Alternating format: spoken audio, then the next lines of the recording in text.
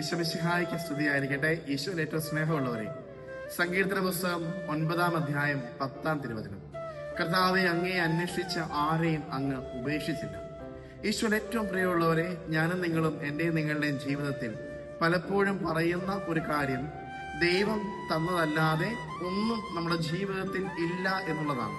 എന്നാൽ ജീവിതത്തിന്റെ ഒരു ഘട്ടം കഴിയുമ്പോൾ എന്റെയും നിങ്ങളുടെയും ജീവിതത്തിൽ ആഡ് ഓൺ ചെയ്യപ്പെടുന്ന നന്മകൾക്കും കൃപകൾക്കും ഒന്നും ദൈവത്തിന്റെ സന്നിധിയിൽ നന്ദി പറയാൻ പലപ്പോഴും ഞാനും നിങ്ങളും മറന്നു പോകുന്നുണ്ട്.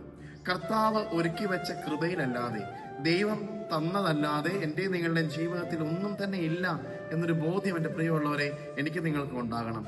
എന്റെയും നിങ്ങളുടെയും ജീവിതത്തിൽ എന്തെല്ലാം സൗഭാഗ്യമുണ്ടെങ്കിലും അതൊരു കർത്താവിനെ അന്വേഷിച്ചതിന്റെ ഫലമാണെന്നും, അങ്ങനെ ഒരു ദൈവത്തെ ഞാൻ രാത്രിയുടെ യാമങ്ങളിൽ കണ്ണുനീരോടെ പ്രാർത്ഥിച്ചപ്പോൾ എനിക്ക് സ്വരം അവൻ കേൾക്കുകയും എനിക്ക് അവൻ ഉത്തരം തന്നു എന്നൊരു ബോധ്യവും എന്റെ നിങ്ങളുടെയും ജീവിതത്തിൽ ഉണ്ടാകുമ്പോൾ ഉള്ളതിനൊക്കെ നന്ദി പറയാനും തന്ന കൃപകൾക്ക് കർത്താവിന്റെ സന്നിധിയിൽ നന്ദിയുള്ള ഹൃദയത്തോടെ ആയിരിക്കാനും എനിക്ക് നിങ്ങൾക്കും ഇടയാകും. ഈ പ്രഭാതത്തിൽ ഈ വചനം നിങ്ങളെ ധൈര്യപ്പെടുത്തട്ടെ.